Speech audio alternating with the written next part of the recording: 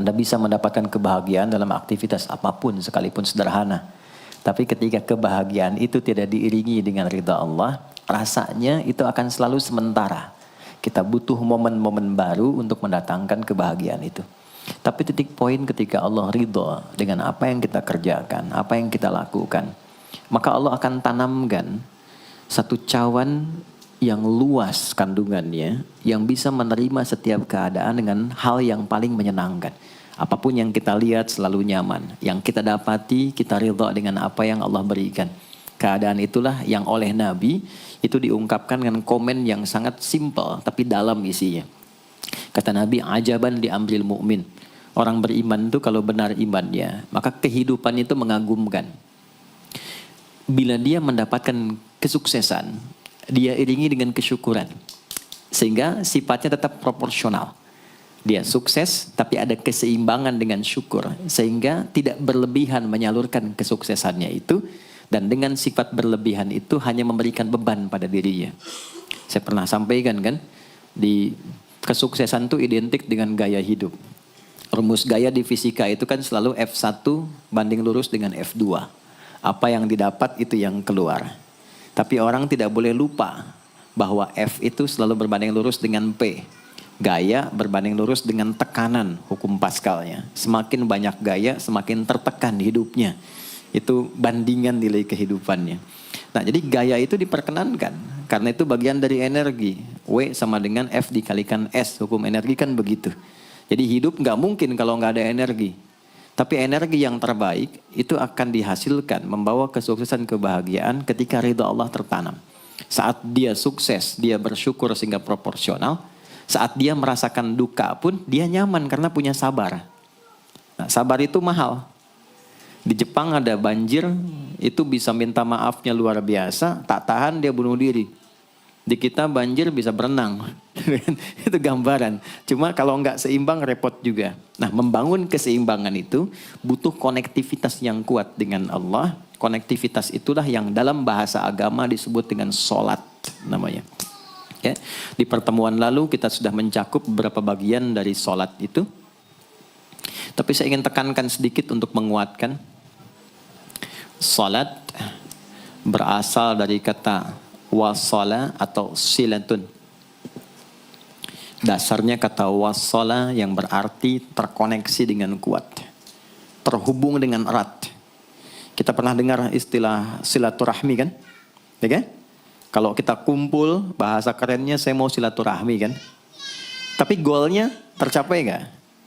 Ya, silaturahmi itu kan dari kata silah. Terhubung dengan erat, rasa sayang dan perhatian. Sehingga parameternya itu bukan saat datang. Kalau datang kita nyapa wajar karena orangnya ada. Tapi kalau berpisah kita masih ingat, masih peduli, masih mendoakan, masih ngontak, itulah silah namanya. Di setiap keadaan kita masih terkoneksi. Keadaan kita yang terhubung dengan Allah. Sehingga di setiap tempat kita diperhatikan, di pekerjaan kita dibimbing, di rumah tangga kita diiringi. Sehingga semua berjalan mudah dan membahagiakan. Yang melatih kita untuk terkoneksi sehingga nggak putus dengan Allah, itulah yang disebut dengan sholat. Sehingga goal dari sholat itu adalah membangun konektivitas kita dengan Allah yang kuat. Itu yang dimaksud di Quran surah keempat An-Nisa di ayat 103. فَإِذَا قَضَيْتُمُ الصَّلَاةَ maka jika Anda telah tuntas mengerjakan sholat, فَاذْكُرُوا اللَّهَ. Ukuran keberhasilan sholat Anda itu ketika Anda merasakan konektivitas dengan Allah mulai nyambung. Qiyaman, jalannya ingat Allah. Sehingga kalau orang jalan, bekerja di apapun, saat dia ingat Allah, dia bisa memfungsikan tubuhnya sehingga tidak mengerjakan apa yang Allah tidak sukai. Gak akan mungkin Anda melihat sesuatu yang tidak Allah senangi dalam keadaan yang sama Anda ingat Allah. Gak akan mungkin melangkah pada tempat yang salah saat ingat Allah. Dan itu tidak mudah, karena banyak orang keluar masjid pun setelah selesai sholat, masih tertukar sendal. Padahal kalau dia ingat Allah, nggak mungkin itu terjadi. Itu pelajaran dasarnya. Wa qu'udan wa ala junubikum. Baik itu duduk, bahkan sampai berbaring. Ada koneksi. Nah jadi, singkatnya, sholat itu semua gerakannya, semua bacaannya, Dari mulai kita bertakbir sampai kita salam, bacaan yang mengiringi, itu bukan sekedar gerakan hampa makna, formalitas kita bergerak dan berakhir, bukan sekedar membaca bacaan yang tidak ada isinya, tapi semua bimbingan bagaimana kita diajarkan langsung oleh Rasulullah bisa mengoneksikan lewat gerakan dan bacaan itu tersambung kepada Allah, sehingga feedbacknya semua apa yang kita bacakan dijawab oleh Allah. Semua gerakan yang kita lakukan ini hakikatnya bimbingan tentang inti kehidupan kita. Jadi di sholat itu ada bacaan, ada gerakan, ada hikmah, ada maknanya semua. Jadi bukan kita takbir begini hampa saja. Tidak. Kenapa mesti begini? Kenapa tangan yang kanan menutup yang kiri? Kenapa bacaannya setelah itu ada iftitah, ada al-fatihah? Itu ada maknanya. Dan dahsyatnya semua profesi-profesi sahabat dan generasi setelahnya yang belajar dengan benar tentang sholat ini, itu semua merubah hidupnya jadi lebih sukses dari apapun yang mereka pilih dalam menjalani hidup. Dan yang paling hebat, itu yang menjadikan Nabi mendapat perintah pertama bukan zakat, bukan haji, bukan umrah, bukan puasa, tapi sholat. Dan perintahnya khusus, spesial, disampaikan dalam peristiwa Isra Mi'raj untuk memberikan pesan begitu tingginya nilai sholat ini untuk kehidupan manusia.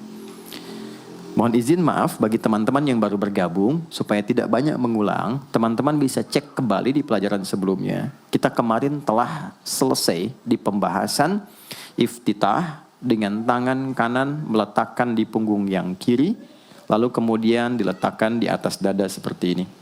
Kesimpulannya adalah, saya cepat saja, dari mulai kita bertakbir, kalau ingin terkoneksi dengan Allah, maka fokuskan diri kita untuk tersambung. Buang urusan dunia semua ke belakang. Jangan bawa dalam sholat. Kalau ingin kita tersambung dengan Allah, tepikan yang lain, hadapkan diri kita, pasrahkan. Hanya Allah yang tinggi, yang agung, yang istimewa. Kalimat agung, tinggi, istimewa, itu disebut dengan akbar. Maka kita ucapkan Allahu Akbar. Kita buang semua urusan dunia ke belakang, pasrahkan diri kita, hadirkan sekarang hanya Allah yang agung saja. Itu poinnya. Kenapa problemnya tidak sedikit orang sholat itu sulit menemukan kekhusyuan? Karena dia bertakbir masih membawa dunia. Dia tidak sholat dengan memahami gerakan takbirnya. Dia jadikan sebagai formalitas. Apakah benar? Secara fikih benar. Gugur kewajiban, dapat pahala sesuai keikhlasan, tapi value dari sholat yang mahal itu nggak dapat. Itu poinnya. Buang semua urusan dunia, kemudian tambatkan diri kita hanya kepada Allah. Dan uniknya kata Nabi, di fase itulah setan mulai bertugas yang mengganggu kita, supaya kita tidak fokus untuk memahami dan melakukan apa yang kita baca dan kita gerakan. Ada setan khusus menggoda orang sholat, namanya khanzab. Nanti ada 9 jenis setan yang detil tugasnya itu berada di sekitaran kita. Mungkin satu kali Mas Baim kita belajar tentang fikih setan. Belum pernah ada kan ya? Anda kalau ke sini cuma tahu jalan yang lurus, nggak tahu macetnya, nggak tahu lubangnya, sulit menghindarinya. Kebanyakan orang belajar tentang malaikat, tapi nggak belajar setannya, sehingga nggak tahu setan apa yang sedang memprovokasi dirinya. Di Quran, malaikat disebutkan 88 kali, setan disebutkan 88 kali. Kalau kita cuma dengar motivasinya, nggak tahu provokasinya, kita nggak tahu bagaimana cara menghindari yang ini. Itu poinnya. Khanzab itu dia menggoda orang sholat, dimulai dari takbir. Jadi kalau belum takbir, Anda bisa merasa fokus apa saja. Nggak percaya silakan. Sebelum takbir tuh bisa siap fokus. Tapi begitu Anda mulai bertakbir, di hadis riwayat Abu Daud, Allahu Akbar, fayaqulu syaitanu. Maka di sini setan mulai tugasnya untuk mengganggu orang supaya nggak dapat nilai-nilai tadi. Maka dia berkata, udhkur kadza. Kamu ingat ini ya, kamu ingat itu ya. Betapa Anda memulai dengan membuang semua urusan dunia. Tapi kalau sudah takbir, itu setan yang install. Masuk sendiri dia. Makanya kalau nggak percaya silakan nanti zuhur tuh ya. Begitu Anda takbir, itu masuk semua. Ingat ini, ingat itu, mobil parkir di mana. Sampai ceramah saya sekarang pun itu akan masuk. Ingat ya, ada setan yang goda. Nah itu setan itu. Itu setan sendiri. Membuat kita itu begitu lupa. Sampai lihat ujung hadisnya. Hatta la yash'ural musalli kam raka'atan yusalli. Sampai nanti akan ditemukan orang sholat. Dia tidak sadar berapa rakaat sedang menunaikan sholatnya. Nah itu kalau Nabi sampaikan pasti terjadi. Poin. Untuk kita bisa mengatasi itu, poinnya apa? Quran surah ke-29 dulu, ayat 45. Quran surah 29, Al-Ankabut, ayat 45. Di Islam tuh uniknya begini, istimewanya. Enggak ada satupun ibadah yang hasil kreasi manusia. Semua terukur. Ini dalilnya, alasannya, landasan kita ibadah itu dari Tuhannya ini. Penjelasan contohnya ini dari Nabi. Pakemnya begini, kodifikasi ilmunya seperti ini. Sehingga terjaga sampai kapanpun. Dan tidak ada satupun yang kita kerjakan dalam ibadah, kecuali semua punya landasan yang kuat. Dan hebatnya diterangkan. Ini caranya, ini bacaannya, ini maksudnya seperti ini hikmahnya. Kenapa Anda begini? Kenapa begitu? Hasilnya apa? Ketika seseorang sedang memulai sholatnya, dari awal dia pengen fokus, tapi ketika dia mulai bertakbir, muncul godaan, maka sebelum sholat ditunaikan, Allah sudah ingatkan, Utlu ma uhya ilaika minal kitab. Utlu itu dari kata tilawah, artinya baca, pahami, amalkan apa yang telah dipahami itu. Jadi sejatinya sebelum sholat, kata Allah kalau ingin menikmati sholatnya, ingin tahu value dari sholat dan dihasilkan seperti orang dulu meraihnya, maka jangan kita terfokus untuk formalitas saja. Yang penting benar bacaan, takbir sampai salam terjaga. Betul, sekali lagi, itu menggugurkan kewajiban, formulasinya selesai, secara fikih tuntas, tapi hikmah sholat yang tadi itu kita nggak dapat. Maka yang terjadi apa? Baca dulu, tilawah, utlu, baca, pelajari dulu, sebelum sholat. Kemudian pahami, kenapa takbirnya begini? Kita kemarin sudah belajar. Kenapa tangan kanan menutup yang kiri? Apa maksudnya sampai kita diperintahkan sholat? Bagaimana kemudian saat kita baca Al-Fatihah? Kenapa yang dibaca itu? Apa yang jadi bimbingan dari Al-Fatihah untuk kehidupan kita? Kalau sholatnya seperti itu akan merubah hidup kita. Itu langsung Allah sampaikan demikian. Lalu kerjakan, wa aqimis shalah, tunaikan sholat seperti aku tadi isyaratkan, kata Allah. Inna sholata tanha 'anil fahsya wal munkar. Maka jika engkau menunaikannya seperti itu, sholat akan merubah hidupmu. Itu kata Allah tuh. Minimal mendorong kita berbuat jadi lebih baik. Jadi bukan sekedar menjadikan kita pribadi baik, tapi semua yang kita kerjakan menjadi lebih baik. Itu sholat. Itu yang bisa merubah seorang Jundub bin Junadah yang dikenal dengan Abu Dzar Al-Ghifari. Ini teman-teman, kenapa Ghifar itu viral? Ghifar itu adalah desa pembegal. Jadi semua sekampung begal semua. Sekampung. Pimpinannya namanya Jundub bin Junadah. Jundub bin Junadah. Singkatnya masuk Islam. Saat masuk Islam, secara singkat saja, Nabi arahkan, diajarin sholat. Betapa sholat merubah hidup beliau, jadi lebih baik. Kembali ke kampungnya, mengajarkan, singkatnya apa? Madinah heboh dengan kedatangan tapak kaki, yang ternyata itu orang-orang Ghifar. Sekampung kurang lebih masuk Islam, dan berubah jadi orang baik semua. Merubah hidup mereka. Jundub orang sukses, setelah itu jadi ustadz. Ini mungkin yang menginspirasi judul preman jadi ustadz. Ini tadinya pembegal. Pembegal semua. Sekampung sukses, jadi orang baik, aktivitasnya berubah, lebih berkualitas. Untuk memberikan inspirasi ke generasi masa depan. Bahwa kami dulu pernah begini, dengan sholat kami berubah, kesuksesan kami raih, maka diviralkanlah nama daerahnya. Tambahkan al di depannya, ujungnya tutup dengan i. Maka dilekatkan nama bekennya, kunyah, namanya Abu Dzar. Abu Dzar Al-Ghifari. Al-Ghifari itu untuk memberikan kesan begini, saya ini dari Ghifar. Itu kampung jelek, desa tempat pembegal, tapi Islam merubah, saya menjadi lebih baik. Sholat mengarahkan saya punya kualitas hidup yang lebih baik. Itu poinnya. Sejak peristiwa itu, orang-orang Islam dari manapun yang bukan Arab, itu selalu melekatkan nama daerahnya untuk mengenalkan. Islam pun sudah sampai ke tempat saya. Buktinya saya menjadi baik. Ada namanya Muhammad, punya bapak namanya Ismail, punya kakek namanya Ibrahim, kakek buyutnya Al-Mughirah, eyang buyutnya Al-Bardizbah, tinggal di kecamatan Ju'fah, kabupatennya Bukhara, provinsinya Khorasan, negaranya Uzbekistan sekarang. Maka karena dari Bukhara, dia kenalkan diri, datang ke daerah Arab, saya dari Bukhara. Rumus yang sama, tambahkan al di depannya, ujungnya i.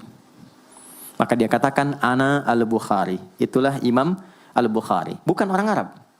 Kita punya guru besar Syekh Nawawi dari Banten. Ana Nawawi Al-Bantani.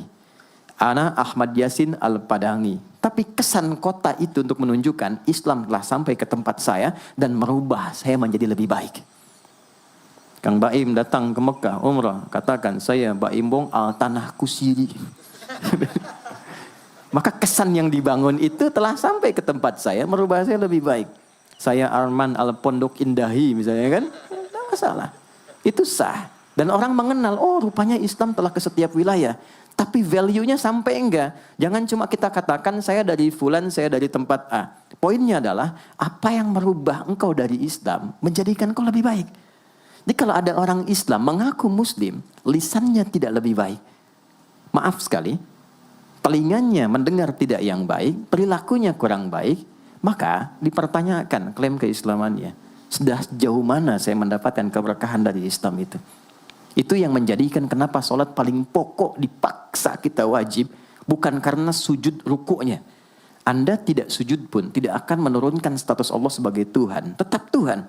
Tapi ternyata ada value besar yang dengan kasih Allah diminta kita sholat supaya kita minimal jadi orang baik. Dan sukses dalam hidup.